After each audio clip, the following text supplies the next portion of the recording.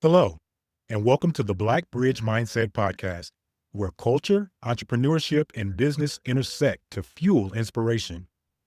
This podcast celebrates the power of diverse voices shaping the future of business. So, whether you're building a business, breaking barriers, or just looking for some serious inspiration, you're in the right place. The Blackbridge Mindset, where culture and entrepreneurship collide.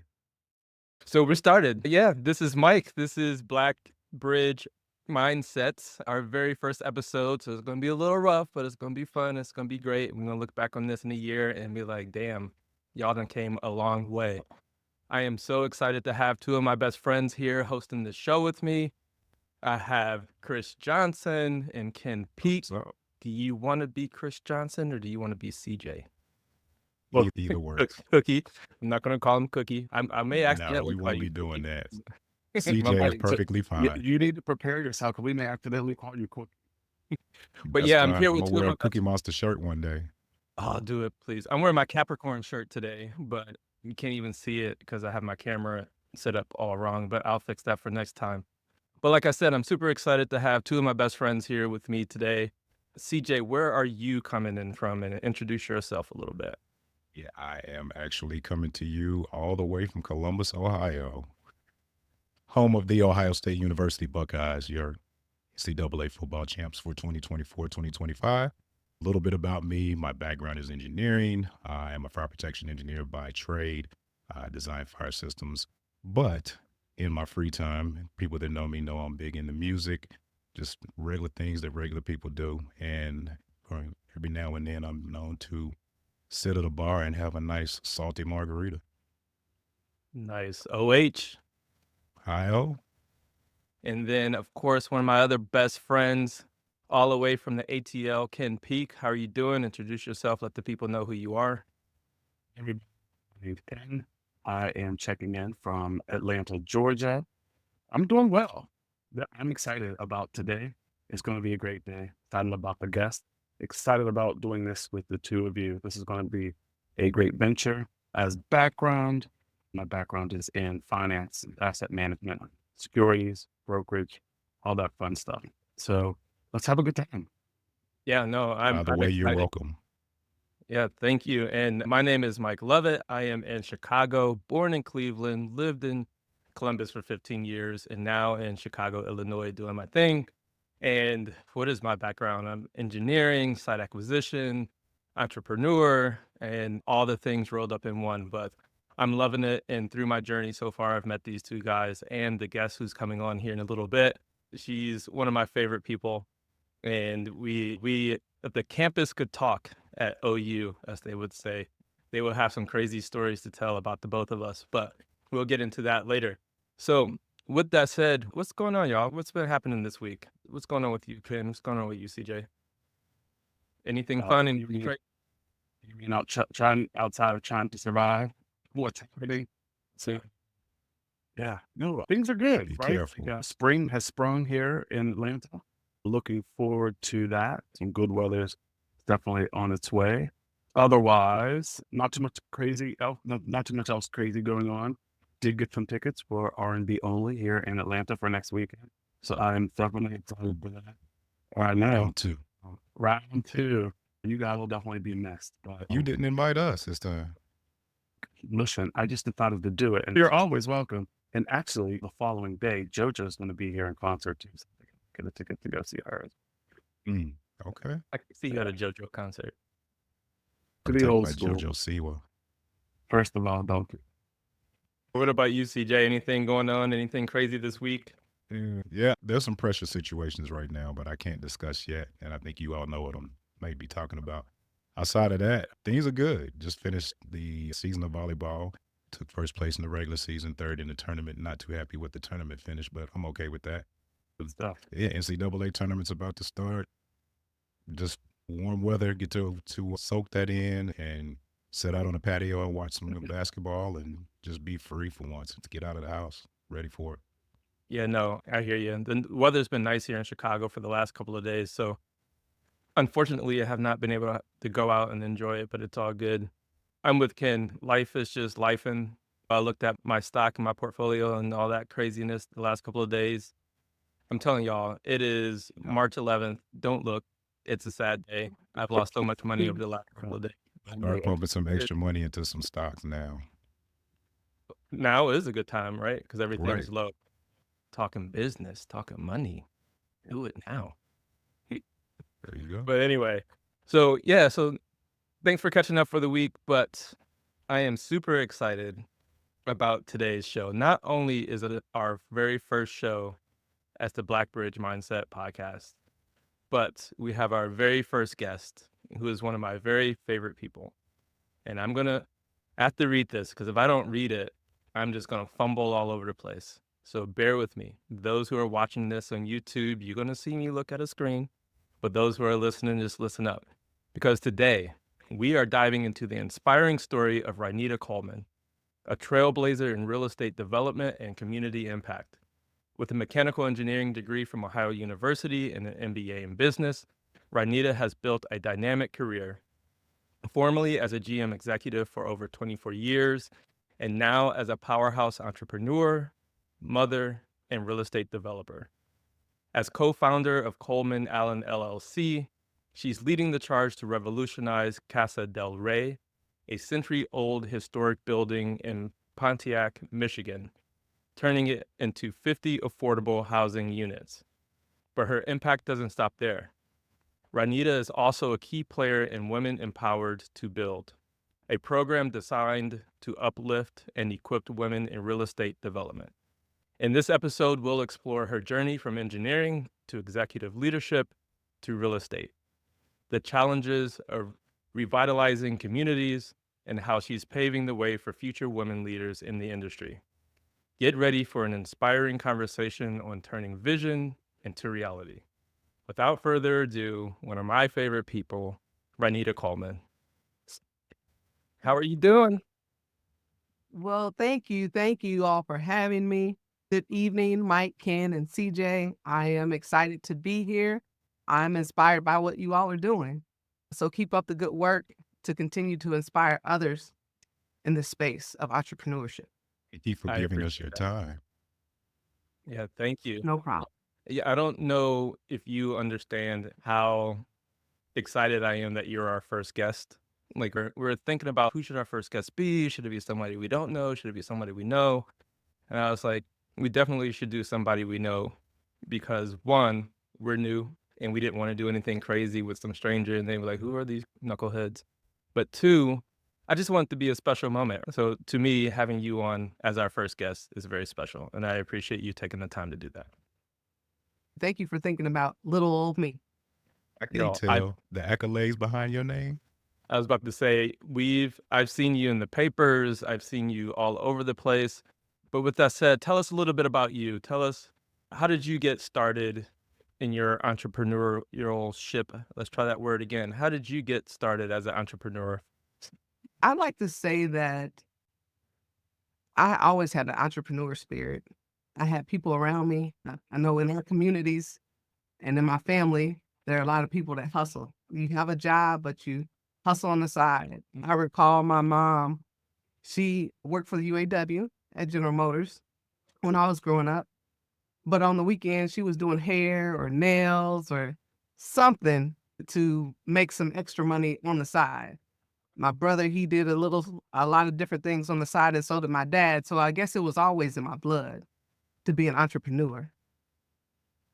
Yeah. And as far as the space of real estate, I think the first book that kicked me off into real estate was Rich Dad, Poor Dad by Robert Kiyosaki. Good book.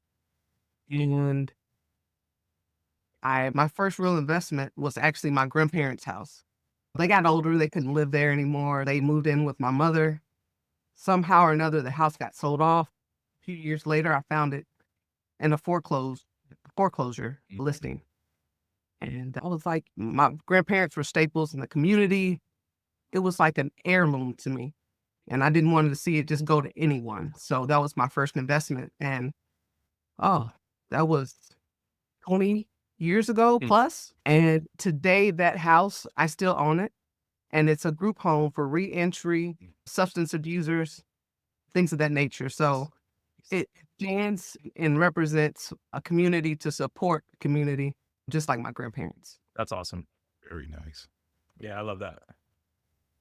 And as some of y'all don't know, Ronita and I went to Ohio University, and we were both in engineering, getting our mechanical engineering degrees. And I thought that just going to school and getting our engineering degree was a lot of work. She was also on the women's basketball team. So if you can imagine being in engineering and having the schedule of a basketball player in college, tell us a little bit about that and how that sort of helped you in your day-to-day nowadays. It drove a lot of discipline. You have to maximize your time when you have 2 jobs, right? So being a full-time student as well as a full-time athlete, we had to travel a lot. The demands were hard, but in order to be successful at both, you had to stay disciplined. So I think that's one of the life lessons that taught me throughout that time. Nice. And it shows. It looks like it was very productive for you. Yeah, it was challenging. It's challenging. If the road was easy, it'd be a lot more people down this You road. got that right. 100%. Yeah, I just remember you Preach. telling me your schedule sometime, and I'd be like, man, I was still in bed, rolling over, hitting snooze for 2 more hours, and you're already up working out, doing your homework. Like it was just crazy. It was just crazy. So I applaud you on that. Thank you. Yeah. So what do you have a specific moment or turning point where you decided to take the leap into entrepreneurship? Was it the purchase of your grandma's home? Yes, but that was at that time, that was my side job, Mm. my side hustle, if you will. I can share that. So after that purchase, I started my journey, my career with General Motors. And so I was relocated a few different times. So every time I relocated, so I'm from Indianapolis, Indiana, and GM moved me to Missouri.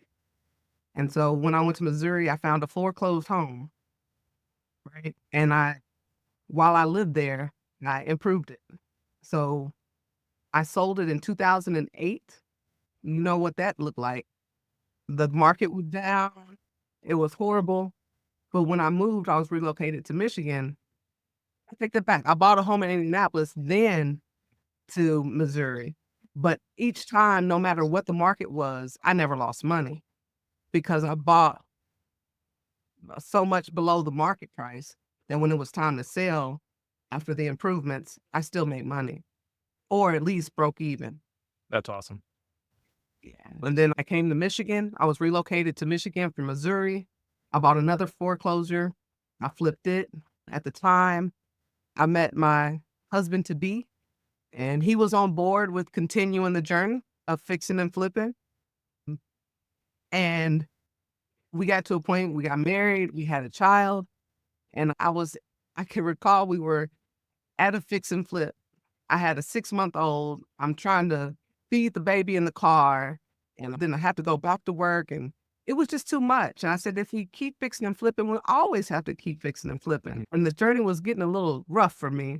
So I said, I think we need to change our strategy. So we just changed it from fix and flip to buy and hold. So we started purchasing rental properties in the city of Detroit.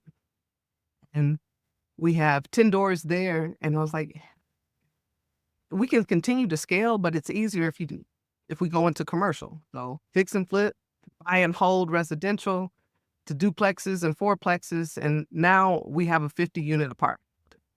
Congratulations. That's awesome. Congrats. That's Yeah. awesome. Thank you. Yeah. I love that you went through your journey and saying, this is what we started with. And then as life changed, you pivoted. You didn't say, let's give up. You said, this is something I still love. We have some changes to make. Let's pivot and do something else and still stay within within real estate, but just tweak a few things so that we can continue with our dream and our journey. I love that. And as having a family, that's part of my passion, my faith, my family, and our future, right? Our future generations. So that's the passion that continues to drive me in our entrepreneurship, right? Because we do have a future ahead of us. Yeah. Sorry, did- Mike. Go ahead. I was just going to say, I just had a question. I'm curious with you pivoting from residential to commercial. Can you describe the differences in your funding for those investments compared to residential? Is there a big difference? Is it difficult to get funding for commercial? What are the stipulations? Very good question, CJ. It's total different. It's totally different world. So we can go buy a residential home. We get a mortgage as long as you got some stability of financing as an individual. But when you get into commercial real estate, it's a different ballgame. There's so many different facets of like soft cost. When you buy a residential home, you don't worry about a soft cost. What is a soft cost, right? So when you're talking about environmental, making sure that you're approved by different municipalities, there are a lot of different factors going into commercial real estate. And the type of real estate that we have conquered, should I say, at this point, has been commercial real estate that has been vacant, because as part of our mission is to transform and revitalize vibrant neighborhoods and communities across Metro Detroit. And so when you think about a vacant property that's been vacant, I don't know, 20 plus years, it costs you more money than to build from the ground up that same building. So financing is crucial. And you think about the capital stack on the 50-unit apartment complex that we currently have, that total development cost was $15.5 million. So how are you going to get that money? I'm terrified just thinking It's about it. got to be a collaborative effort. And that's how we were successful building those relationships and collaboration across cities, counties, and state funding. So that was a good question, CJ. So, with what you just said about the diverse and the vibrant communities and with the $15.5 million stack, what was the thought process that you went through to make the determination that you wanted Casa del Rey to be affordable housing? Because right now in this current state of real estate, right, everything's luxury. People want to charge you more money. What was it that made you say, hey, we're not going to do that? We want to build this affordable housing for people in the community. Yes. Market rate seems to be the make the most money, right? But I think the key thing for us was community engagement. So this building is not only registered as a national landmark, but it's also in a historic district.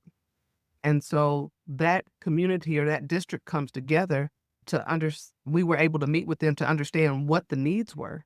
A lot of people try to come in at low income. Affordable is like that middle, not low income, and it's not your market rate tenants, but it's that what they call the missing middle. And that's how we determined what the need was. A lot of people go into different communities not understanding what the needs are and what the people want. Even though the property had been vacant for a couple of decades, they knew they still didn't want low income housing. Because as a historic district, they have to keep up a certain standard in the historic district. So we wanted to make sure that we aligned with community, because the community can make or break your project. They have a deep influence in where they live. Can you touch on that a little bit more? So for people who may be interested in getting into commercial real estate, when you say the community has a say and can sway a project, because some people may just think, oh, I want to go put up a 50-unit building. Let me just go buy the land and do it. But what do you mean by the community can sway whether or not a project goes forward or not? Those town Okay, I meetings. can give you a couple examples. Good question. The couple examples. The first example is the building is in a historic district. There is a historic committee that works for the city that the building is in. And you have to get their approval to put certain windows, whatever you want to put on the exterior of this building. And they have to say it was 6 of them. And I thank God there was all yays to our proposal. But not only that, there's another layer when you're going to get approval for the site, to get approved for your plans. Like we needed parking, we had to get parking approved for that building, or a variance if you didn't have enough parking spaces around the building or a parking lot to support it. But you need the city to support. And if they don't approve it, you can't do anything with the building. So you need the city, district, or council to support what you're doing. And when you go to the city and say, hey, I want to do this, can Joe Smith, who lives in the area, can he come to that meeting and say, hey, I know Ronita Coleman wants to put up this building, but I don't like it. I don't want this building put up. Yes, you are absolutely right. There is what you call Public hearing. public comment. Mm. And so you can have a line of people standing up. They know what's on the agenda for the night and they don't agree with it. You can have a line of people telling you how they don't want you or they don't feel that your plan is sufficient. I can recall we had public comment at one of the historic meetings, and this lady, you could tell by her attitude, she just didn't like it, didn't let me see what you're proposing. Like, she really wanted to understand because she lives in the community and she has the right to say what she feels. And it does matter to a community, the hearts of the people that live there. But we were able to talk to her, share with her, and prove our case sufficient enough where she actually is now an advocate for us. But you do have the public commentary is public, it's live streamed. So they have a say-so in their community, not just the council. And to your point, Mike, anyone in that city could come up and share that they approve or disapprove, and they can be as blatant as they want to be during their public comment for 2 minutes. Exactly. So I think two things, right? First, piggyback off of what you said. In the current environment, Ronita, around what's happening with the government and DEI, has your approach changed to your deal making, to how you appropriate funding? Has your approach changed to how you engage with the community based on the things that are currently happening in the overall geopolitical, socioeconomic environment? A good question, Ken. I would say no about changing my approach about how I engage with the community, because your community can make you or break you at the lowest level. The story that I shared about the lady that had public comment and that wasn't happy because there had been many proposals before us. Now she's actually on the historic district board, so she can make or break a decision to influence her peers if there was something else that I came up to the committee to try to get passed. So the best way to deal with the community is just to be honest, open, genuine, and try to understand what the needs are. As for the current climate, our leadership of this country, right now, we have to understand how his impacts or his decisions on funding, government funding, will impact projects such as moving forward for us. What does that mean? I had a conversation with someone today as to some of the programs that they have for affordable housing. And right now they're just at a halt. They don't know what's going to be available. He said, you can put an application in now, but just know that the funding might come or might not come.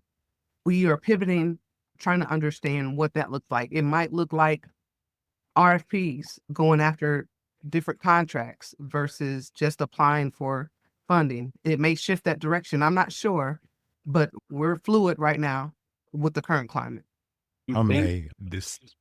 one more Oh, go ahead. question, Go CJ. ahead. Do you think that based on your funding sources, that you're going to have any type of a negative impact to your either real estate or your commercial development business going forward? Is that kind of still in flux as well at the moment? Our current active projects, no. The future projects, possibly, depending on what decisions are made. I just wanted to add on to that with the way that the current climate is going and is in this current state. I know a lot of times people will submit for funding, for grant funding through the state, through the government, federally.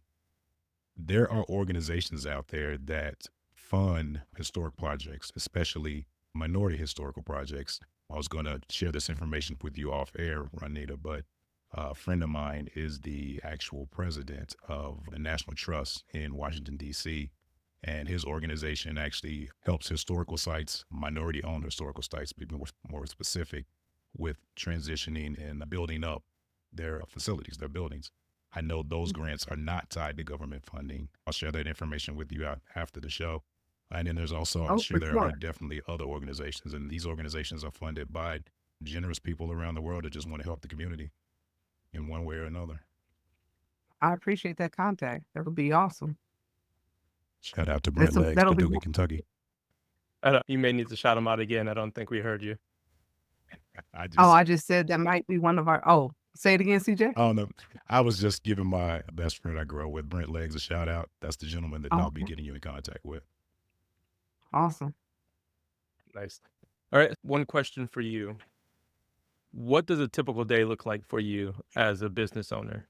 Are you, and on top of that, are you solo or does it take a team for you to make all of this happen? A good question. I'm not solo. I do have my partner who is also my husband. He is in it to win it with me. Also keeping in mind he still has a full-time job.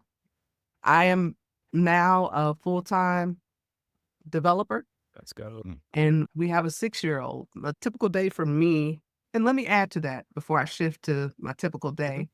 But we have a team. We have a consultant, depending on what tax benefits we're going after. We may have someone help us with that. You always need a general contractor and a good architect. So yes, we surround ourselves with people that have their specialties, right? And the better they are, the better you can be. So that's an awesome question. And then as far as a typical day for me, we Such start off thing. getting ready. There is not a consistent day. Sure. This week is very busy and so is the next. But I had some downtime every now and again.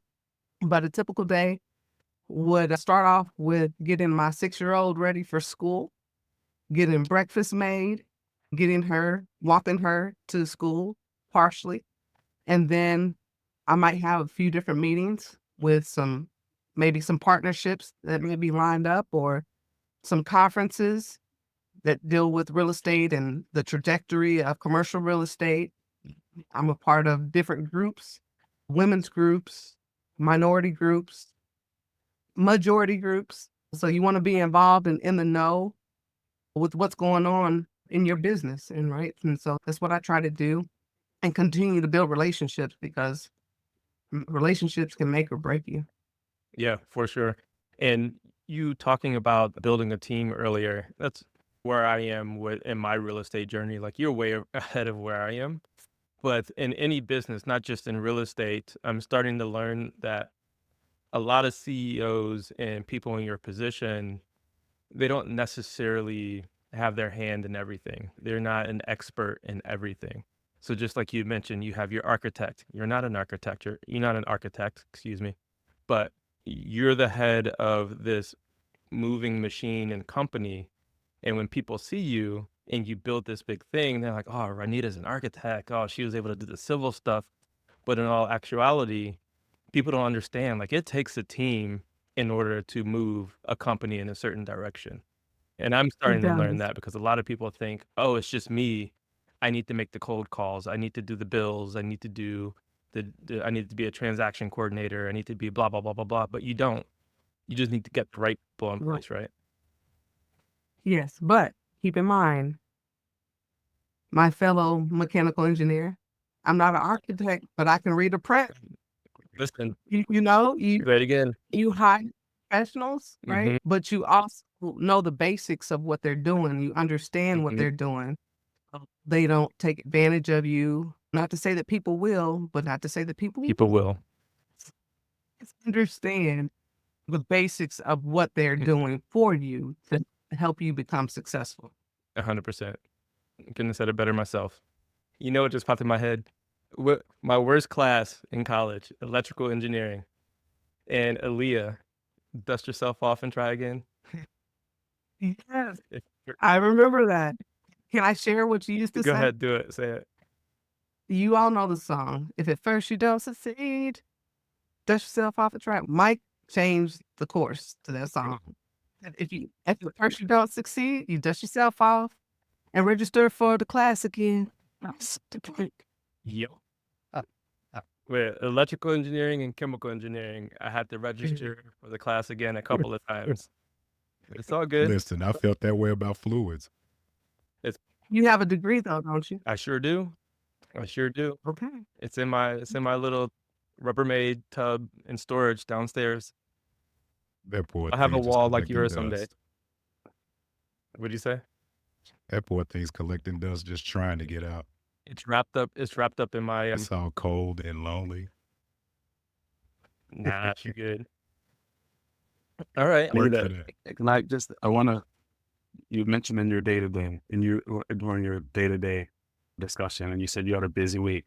I saw on your Instagram that you are a panelist this week at the Detroit Real Estate Association of Developers. And I wanted to just hear about that, about what the organization is, what you're going to be talking about as a panelist. Are you excited? No, I think it's on Thursday. Is it tomorrow or Friday? It's Yeah. Thursday. Okay. It's Thursday. So yeah, let us know a little bit about that. READ is a minority group for real estate developers in Metro Detroit. And they inspire, they have workshops. They also have bus tours, which is like amazing. So they'll rent a charter bus, I think it's quarterly or twice a year, depending on how many projects they have going on. But they'll rent a charter bus and invite all the members. And if you want to come and you're not a member, that's okay too. But they will take you around Metro Detroit and take you to minority developments, commercial developments that are being led and driven by minorities, specifically Blacks. It is very inspiring to go to some of these key communities in Detroit, and the developers tell their story. Sometimes they have their team members with them. And I'm hopeful that I'll be one of the stops on the next couple of journeys through Detroit. But they're doing good things in the community. Detroit, you probably know this by talking with Mike, but we like to travel a lot. And Detroit is definitely on our list to visit because we haven't been, but it's on the list. So we'll make sure that we partake Okay. in that bus tour. Yeah. Yeah, I'd love to do a follow-up with you later once you get the building all done and ready to go. Come up and chat with you, do a walkthrough, let the listeners, or I guess people have to watch it on YouTube and see exactly what you were working on and talk about your journey on that one a little bit more. That'd be awesome. Okay. And hopefully I'll be able to share with you the next one. Yep. Yeah. Many more. Yeah. I love it. Yeah. Ronita, I have a question for you. Yes. Can you explain to our audience? I noticed from your website that you have, it looks like two companies. You have your realty side, which is LJ Golden Realty, and then you have Green Living Solutions. Is the Green Living Solutions your development side? Good question. You all have really done your research, huh? Green Living Solutions is our nonprofit, which focus on sustainable living efficiencies. So like we're going to go as green as possible, net zero, if you will, but we may not get there with some of these revitalizations, but we're going to get as close as possible. But at some point, we would like to also provide services to help people with their budgeting and things of that nature, because that's part of the goal as for our nonprofit is to minimize the cost of living, right? So not only do you have affordable housing, but you can also have a place where you're not spending an arm and a leg for gas or electric because we've made everything in that facility energy efficient. Got you. And then that's very necessary right now. Yes. Nice. Is there any stipulations or any guidelines or criteria or driving force that once you have your property in line, you received your certificate of occupancy, you're ready to go? Is there another organization, especially with this being historic, that you are focusing on right now? Is there any driving factors that once you will open up and are in business, something out there, some entity that keeps like a check on you, make sure that you're doing this, make sure you're doing that, and just making sure that there are certain guidelines followed? And does that create That's a an good issue? question. So I'm going to answer your last question first. It doesn't create an issue. But yes, some of the funding that we did receive for this project has some affordability metrics tied to it. And some of them we have to keep in place for 10 years, and some others we have to keep in place for 20. But yes, we will have the compliances in place annually to make sure those are checked off and there are no issues moving forward with our tenancy. Nice. I want to ask a question and take it back to the top of the conversation when you were talking about purchasing your grandparents' house. When did you make the decision, or what transpired that made you turn it into the group home for reentry for substance abusers? There has been a friend of our family since I was a little girl, and those type of services are what she provides. And she has several homes and larger commercial facilities for those type of reentry, substance abuse, things of that nature. But she has a heart for the people. And that's what I have, that's been ingrained in me from my grandparents. And so when she shared with me that she was interested in renting the property and that's what she would use it for, that was perfect. It aligned with my morals, my faith, and my values that I grew up with as a child. That's awesome. I think Right. it's fantastic. Like, just hearing your stories about how you're giving back to the communities that you live and work in. Because a lot of times people say that, but they don't action upon it. So it's really great to hear what it is that you're doing. Live, work, and kid, don't forget. Live, work, and play. Don't forget that part. Yeah, and I know one of the things that you really like to touch on is resilience. So if you want to talk about that a little bit and let us know what your thoughts are on that. Yeah. It's a journey, right? It's not a sprint, it's a marathon.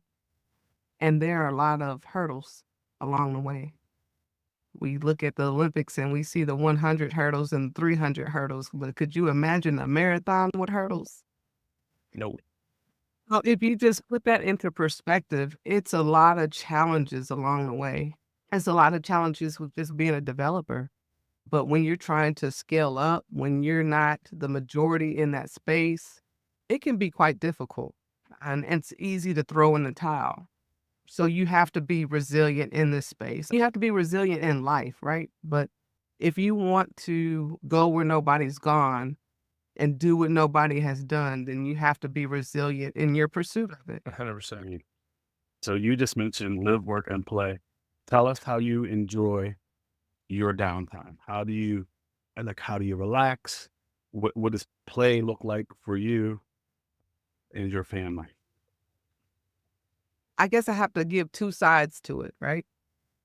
With my family, I love family. I love getting everybody together and just having a good time. Maybe rent an Airbnb down in Florida and invite as many as who can come, with a pool and a lake and the many resorts that they have down there. Just have a good time. Let the kids jump and play and take them to Disneyland. So that's a good time with the family, right?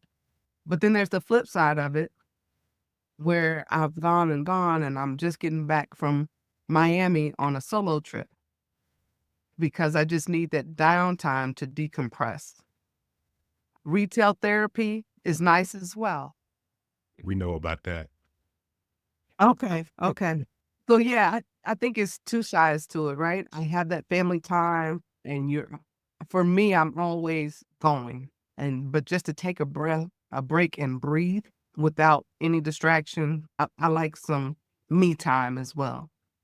Yeah, I was going to ask you to hit on that a little bit more because I feel like that nowadays some people just see that as controversial. As you're in a relationship, you're married, you have a kid. What are you doing going off on vacation by yourself and having some me time? Like me time, go take a nap in the bedroom, have some me time, go downstairs, have some me time. But if you're going to Miami and hanging out, like that doesn't sound like me time to me. That sounds like party time to me. So how do you let people know or address like this is okay, this is something that's good for your mental health, having that break and separation, it's okay, it's not, because some people I think struggle with Yeah. that. Yeah. And just because I went to Miami doesn't mean I partied it up. No, but I'm saying people I hear can that. be, yes, but like when I reflect on that trip, since it just happened, I would sit on the balcony and watch the sunset in peace. I would lay next to the pool and just have a clear mind and no distractions. I was in the fashion district, so I was able to do a little bit of retail therapy. And my husband and I, we have a heart for people, right? We're always tending to someone else's cares and their needs and what everybody else has to do or needs our help with. It's something to take a pause and care for you and not feel guilty about it. Man, I think that's the biggest part, is not feeling guilty about it. Yeah. Yes. And if you have a partner, sometimes that's the hardest part, not feeling Yes. guilty. Give you a recommendation. I did this for my birthday, and I went to the Waldorf Astoria in Riviera Maya, and I highly recommend it. It's going. Riviera. Yeah, that's what it was, Riviera Maya. What I'll do. And Yeah. yeah, it was. The reason why I say this is because they didn't allow Ubers on and off the property. And then for you to get an Uber, you had to walk to the front, to the entrance, and it was like a 25-minute walk. So there was no really going anywhere, but it was beautiful. It was right on the beach. The hotel was gorgeous. Wow. They had great restaurants. Staff was amazing. So I highly recommend it the next time if you get the opportunity. Thank you. Thank you for that. Yeah. The next time we have you on the show, after you've had your 5th property and you're on vacation at Riviera Maya, we're going to call you. I was about to say, don't pick up. You enjoy your time. You do your thing. But with that said, you could definitely see who the bougie person is in this group. That's nice, though. That's nice, though. I'm going to get there, Ken. I'm not there yet, but I'm going to get there. Yeah, That's from birds of a feather. you're right. Yes. You're right. Yeah. I'm a little Right. jealous. Maybe to a degree. Oh, the other thing that I wanted to share, along with my day-to-day, my husband and I are also pastors. So we have a pastor's heart for people. So when I say we have a heart for people, we truly are inspired and fulfilled when we're able to assist and help with the needs of the people on many different levels. So Very That's nice. awesome. You I are don't- a modern day superwoman. You are. Yeah, and you are doing great things. I love it. We are always brother. So we have Yeah. about 12 more minutes with you. Is there anything that you would like to, just a little nugget that you would like to leave to any type of entrepreneur, whether they are looking to get into real estate or they're just starting and trying to figure out their journey, whatever that may be? What type of advice would you give if someone came to you and said, would you mentor me and help me get started? I feel, one, you have to be focused. Sometimes you talk to people and they want to do this and they want to do that and they want to do this over here, but they have to have a focus. So once you have that focus, because that's the first thing. A lot of people say you can be a jack of all trades, but I don't know about that.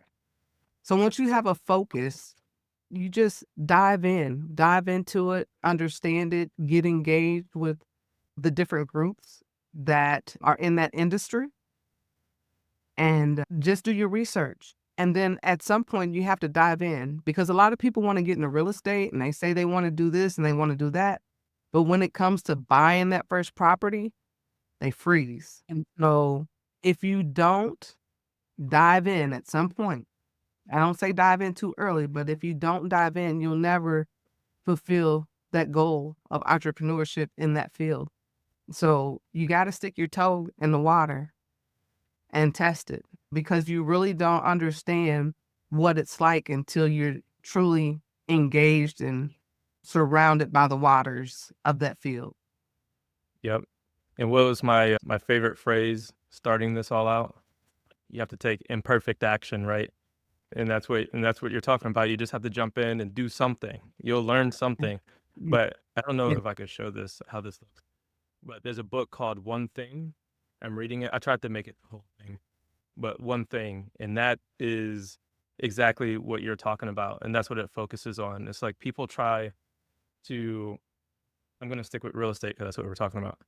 People try to get into real estate and they're like, oh, I want to be a wholesaler, or I want to be a buy and hold, or maybe I want to focus on pre-foreclosures, or I want to focus on expired listings. And they're just like all over the place. No, pick one, get good at that one thing first.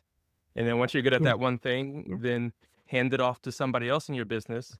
And then you go off and you could pick up another lane to go down. But when you're trying to do all these things at the same time, you get nowhere. And I only say this because I was one of those people. So yeah, so you're speaking truth by saying that. And that's why I'm reading that book. Awesome. Nice. We are coming up on time, and you know what that means? We don't have a soundboard yet.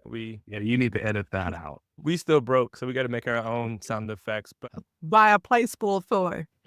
next year, I'm going to push a button and it's going. Anyway, so this is the lightning round, which we're going to do with all of our guests that come onto the show. So I just have 5 questions that I'm just going to ask you. You don't have to go into a detail unless you want to, but it's just a quick answer on these, and yeah, we'll go through them really quick. Are you ready? Ready? All right. First question. Stay. You don't have to get ready. Ooh. Okay. I knew I had the right guest on the first show. What is your favorite book? My first favorite book would have to be the Bible. I think I shared with you my second book that sort of spearheaded me into real estate was Rich Dad, Poor Dad by Robert Kiyosaki. Nice. Who are your mentors who helped you get to where you are today? Mentor or mentors who helped you to get to where you are today? I would have to say WSDI, Women's Sustainable Development Initiative. It's a nonprofit, and the founders of that group have definitely been key mentors in my journey into commercial real estate and development. Nice. Who's your favorite basketball team? The Ohio. What was your jersey number? Was it 23? Oh, yes. 23? Okay, yeah. It was 23. It's funny that I remember that. It was 21. Because my favorite number was 21, and so you were 23. Who was your favorite person at OU? Oh, that's I not would a have to say, question. oh, you love it. Scratch that question. I have one Okay. for you. Yeah, go ahead and do it. What would be your dream property to develop or redevelop? That's a good one. That's a good one. I have my eye on these vacant lots on the riverfront in Detroit. And I can envision a skyscraper with a restaurant and harbor on the river scene. Nice. I love it. And I would keep a penthouse in the top corner Of course. because you overlook Canada. And maybe I would rent it out, Airbnb it when we weren't using it. But as far as here in the city of Detroit, that would be my dream commercial property that I think would be like amazing. All right. I'm going to say a little prayer, a big prayer for you. And city of Detroit, the powers that be, holla at your girl. Yeah. That's right. She put it out in the universe. It's already going to happen. I can't wait to go visit. No, I've had that in the back of my mind for probably a year and a half right now. I don't want to stop at Detroit. I'm not opposed to Atlanta or Columbus or Chicago. Listen, I'll Hey, keep my eye out. Been here long enough Okay. to know some of the the better areas to look.